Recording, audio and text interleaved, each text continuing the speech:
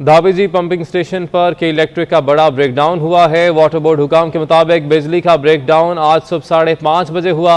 तमाम फीडर से के इलेक्ट्रिक की सप्लाई अचानक से फेल होने के बायस पंपिंग मुकम्मल बंद हो गई थी। पंपिंग स्टेशन की बिजली 6:40 पर बहाल हुई। बिजली के बड़े ब्रेकडाउन के सबब 72 इंच कुतर की 2 लाइनें मुतासर हुई हैं। मुतासर लाइनों का मरम्मती काम अगले 72 घंटों तक मुकम्मल कर लिया जाएगा।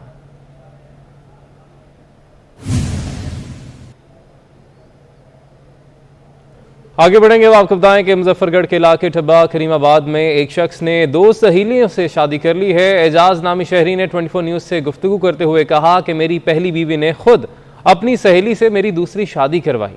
दोनों खवातीन बचपन की सहेलियां हैं। दूसरी जानिब एजाज की दोनों बेगमात का कहना है कि वो बहुत खुश हैं। मजीद भी जानेंगे हमारे नुमाइंदे आमिर डोगर से। जी आमिर, बताइएगा इस हवाले से। जी बिल्कुल, मुजफ्फरगढ़ के इलाके टिब्बा करीमाबाद में इस वक्त हम मौजूद हैं। शोहर ने 2 सहेलियों से एक साथ शादी किया। मुजफ्फरगढ़ के टिब्बा करीमाबाद के रिहायशी ये एजाज साहब हैं। अगर कैमरामैन आपको दिखा सके तो इनकी ये जो दोनों बेगमात हैं ये दोनों आपस में सहेली हैं और ये तीनों अफराद जो मिलजुल कर रहते हैं। एजाज साहब से ज़रा इस हवाले से थोड़ा सा जानते हैं। अच्छा, मुझे ये बताएगा कि सोतन तो एक दूसरे को बर्दाश्त नहीं करती, फिर आपने दोनों एक साथ रखी हुई हैं? जी हाँ बिल्कुल, मैं दुआएं को मतलब कि दुआएं मेरे बीवें भी हाँ दुआएं को रखा हुआ है। उनके को बाद पहले बेबी ये है शनाज, दूसरी नूर है भाई। जी हाँ, दुआएं नाल से खुश हैं भाई। अच्छा, आप बताइएगा कि आप बचपन की सहेली हैं और कैसे आप आपस में रह रहे हैं एक साथ? जी, बचपन की सहेली हैं। बचपन से खेलती थी, पढ़ती थी इकट्ठे, एक ही मोहल्ले में रहती हैं और उनके बगैर मैं नहीं रह सकती थी। डेली मैं उनके घर जाती थी, वो डेली मेरे घर आती थी। वो मेरे बिना नहीं रह सकती और मैं भी नहीं रह सकती थी। तो इसीलिए फिर उन्होंने रिश्ता मांगा मेरे अम्मी अब्बू से। तो उन्होंने कहा नहीं जी, शादीशुदा इंसान है, उससे हम आपकी शादी नहीं करवा सकते। तो मेरे जितने भी रिश्ते आए तो मैंने कहा जी मैंने बाजी के घर जाना है, बाजी के साथ ही रहना। तो फिर इनके घर आना जाना लगा रहता था। तो फिर ये भी आंख में टक्का करते थे मेरे। अच्छा, आप मुझे बताइएगा, आप एजाज साहब की पहली बीवी हैं, दूसरी बीवी के साथ रहती हैं, एतराज तो नहीं है कोई? नहीं। वजह क्या, क्यों एतराज नहीं है? ना हुण तो मैं आप खरीद कर रही हम तो हर गाल उनका रिश्ता में गया मैं हर गाल थी ये तो कहता नूर के बगैर ना रह सकते। नूर हर बला दूर सारा चैनल दिखाए जरूर। अच्छा, कितने अरसे से दोस्ती है आप दोनों की, ये बताइएगा। काफी अरसे से 15-20 साल हो गए। और अब शादी को कितना अर्सा हो गया जो एक साथ रह रही हैं? 2 साल। 2 साल में कितनी दफा लड़ाई हुई है? नहीं, लड़ाई तो नहीं करनी। खरीद भी आप कर रहे हैं, लड़ाई भी करूं अच्छा तो नहीं लगता ना। जी बिल्कुल, ये एजाज साहब की बेगम है शहनाज और उनकी दूसरी बीवी जो है वो नूर है। दोनों की आपस में जो सहेली हैं, बचपन का इनका ताल्लुक था। 2 साल हो गए हैं शादी को और इनका ये कहना है कि अभी तक इनकी आपस में किसी भी बात पर कोई लड़ाई नहीं हुई। आज तक किसी भी बात पर कोई लड़ाई नहीं हुई। आपने अपडेट किया, बहुत शुक्रिया आपका। एक वजीर आजम मियां शहबाज शरीफ का कहना है कि मखलूत हुकूमत में सारे फैसले मिलकर होते हैं। मुशावरत अहम अमल है, जिम्मेदारी से निभाएंगे।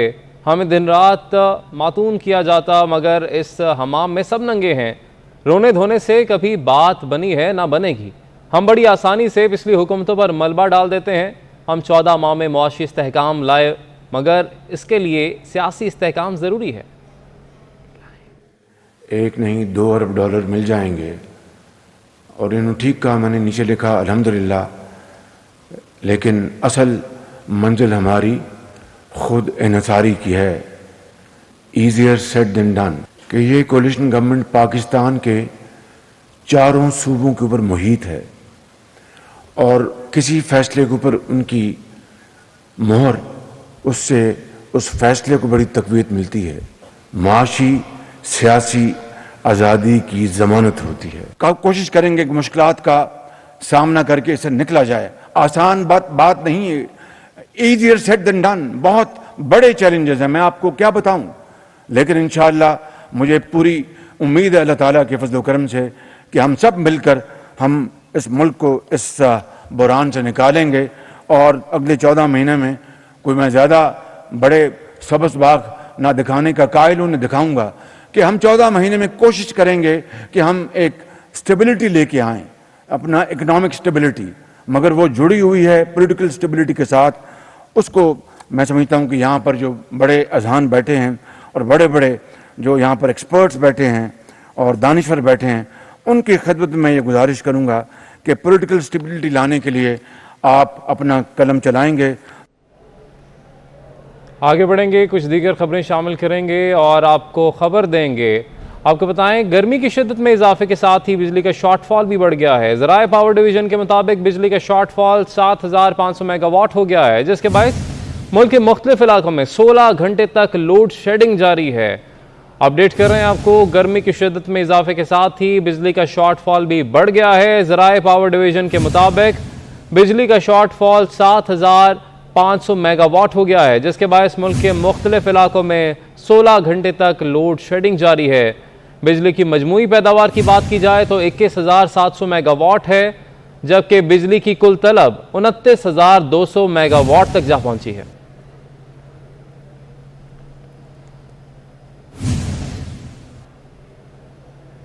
फैसलाबाद में 1000 मेगावाट शॉर्टफॉल का सामना है। शहरी इलाकों में 8 से 10 घंटे, जबकि देहाती इलाकों में लोड शेडिंग का दौरानिया 12 घंटे तक पहुंच गया है। फैसलाबाद से आपको अपडेट कर रहे हैं, जहां पर 1000 मेगावाट शॉर्टफॉल का सामना है। शहरी इलाकों में 8 से 10 घंटे, जबकि देहाती इलाकों में लोड शेडिंग का दौरानिया 12 घंटे तक पहुंच चुका है। फैसलाबाद में 1000 मेगावाट शॉर्टफॉल का सामना है।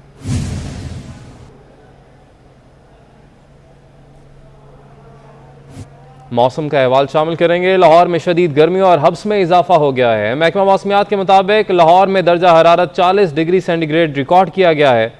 मजीद तफसील जानेंगे हमारे नुमाइंदा कोमल असलम से। जी कोमल। बिल्कुल, शहर लाहौर में मौसम के बदलते तेवरों ने शहरियों का कहर ढाना शुरू कर दिया है। सूरज ने बादलों की ओट से किरणें बिखेरी हैं, तो दर्जा हरारत में इजाफे के साथ साथ हब्स की शिद्दत में भी इजाफा रिकॉर्ड किया जा रहा है। मौजूदा दर्जा हरारत के हवाले से बात करूं तो इस वक्त दर्जा हरारत 40 डिग्री सेंटीग्रेड तक जा पहुंचा है, लेकिन एहसास हो रहा है कि जैसे दर्जा हरारत जो है वो 45 भी क्रॉस कर चुका है। वजह इसकी यही है कि हब्स में शिद्दत है, इस वजह से जो है वो शहरियों को शदीद गर्मी का सामना जो है वो करना पड़ रहा है। और मैं आपको ये भी बताती चलूँ कि माहिरीन की जानिब से बताया जा रहा है कि मौसम जो है आने 24 घंटों के दौरान इसी तरह अपने तेवर दिखाएगा, जिसकी वजह से शहरियों को शदीद मुश्किलात का सामना करना पड़ेगा। दर्जा हरारत इस वक्त जैसा कि 40 है, हवा में नमी का तनासुब 67 है, जबकि हवा की रफ्तार 4 किलोमीटर फी घंटा के हिसाब से रिकॉर्ड की जा रही है। माहिरीन की जानिब से ये भी बताया जा रहा है कि आज कम से कम दर्जा हरारत जो है वो 32 रहेगा, जबकि ज़्यादा से ज़्यादा 42 डिग्री तक जाएगा। फिलहाल बारिशों के हवाले से कोई भी पेशगोई नहीं की जा रही। बरसात का मौसम शुरू होने वाला है, लेकिन बरसात से पहले ही शहर लाहौर में हब्स ने हर तरफ जो है वो अपना कब्जा जमा लिया है, जिसकी वजह से शहरी जो है वो पसीने से शराबून नजर आ रहे हैं। लाहौर में एयर क्वालिटी इंडेक्स के हवाले से बात की जाए तो लाहौर का AQI 171 रिकॉर्ड किया गया है, जिसकी वजह बहुत शुक्रिया कोमल, आपने अपडेट किया। बराह रास्त लिए चलेंगे, शेख रशीद इस वक्त मीडिया से गुफ्तगू कर रहे हैं। लोगों को कहा तो फिर हमारा काम हुआ। मैं तमाम लोगों से अपील करना चाहता हूं, ये लाहौर है, लाहौर जब जागता है तो ये याद रखना सारा मुल्क जाग जाता है। लाहौर जब जागता है तो आंधी और तूफान और जिस जोश और जज्बे से लाहौर जागता है, फिर सारा पाकिस्तान इस ट्रेंड को फॉलो करता है। सो मैं सब लोगों से अपील करता हूं कि 17 तारीख के फेयर इलेक्शन कराए जाएं। हुकूमत मुझे गिरफ्तार करना चाहती है, बड़े शौक से कर ले। मैं एक सीट का लीडर जरूर हूं, लेकिन मैं आपको ये बात बताना चाहता हूं कि मैं इमरान खान के साथ 2 तारीख के जलसे के लिए रावलपिंडी से निकलूंगा। मैं लाल हवेली से निकलूंगा। किसी को एतराज है तो शौक से हो, क्योंकि ये पुरअमन जलसा करने जा रहा है इमरान खान 2 तारीख को, और इस पुरअमन जलसे में सिर्फ रावलपिंडी और इस्लामाबाद का जलसा है। और वो लोग जो नून लीग की खातिर मारे खाते रहे, जो 5 साल धक्के खाते रहे, वक्त आने पर वोट को इज्जत दो ने उन लोगों को टिकट दिया है जिन्होंने 25-25 करोड़ रुपया भी लिया, जमहूरियत का मुंह भी काला किया और नून लीग की सियासत को भी दफन किया। और मैं कल से आया हुआ हूं, मैंने सुबह नाश्ता किया है 2 जगहों पर नाश्ता किया है। आप खुदा पे यकीन करें कि वो लोग जो नून लीग के सपोर्टर थे वो टोटली बदले हुए हैं। उन्होंने मुझे कहा दोनों नाश्ते की जगह पे कि शेख साहब इमरान खान को वोट देंगे, ये भी झूठे निकले और इन्होंने भी वक्त आने पर वही कुछ किया जिसका हम इनसे उम्मीद नहीं रखते थे। सो लाहौर की अभी तक पंजाब की कैबिनेट नहीं बन सकी। वो हसन मुर्तजा को पीपल्स पार्टी का सीनियर वकील, सीनियर वजीर, अभी तक कोई महकमा नहीं मिला।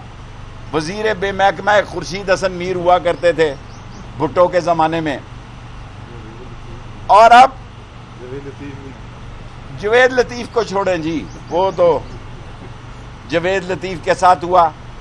पाकिस्तान में ये पहला मौका है जब बिल आएंगे।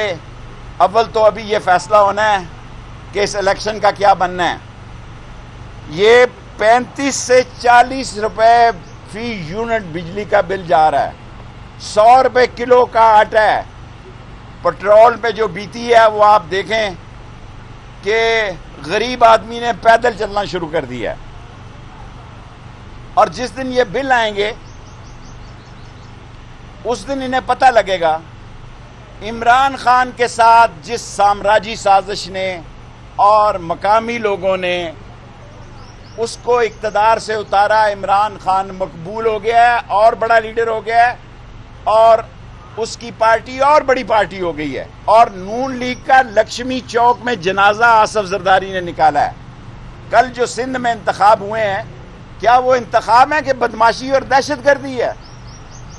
सैकड़ों लोग लाठियां मार रहे हैं। कराची में 2 इंतखाब हुए हैं, दोनों में गोलियां चली हैं और आदमी मरे हैं। मैं तमाम लोगों से अपील करता हूं, जब मैं तमाम कहता हूं तो इसका मतलब सादा लफ्जों में यह है कि तमाम ताकतों से यह अपील करता हूं कि अगर ये इलेक्शन होने जा रहे हैं 17 तारीख को, तो इसको फेयर होने दें। जो जीते वो जीते, जो हारे सो हारे। वरना अगर आपने किसी जगह पीटीआई के जीते हुए आदमी को हराने की कोशिश की।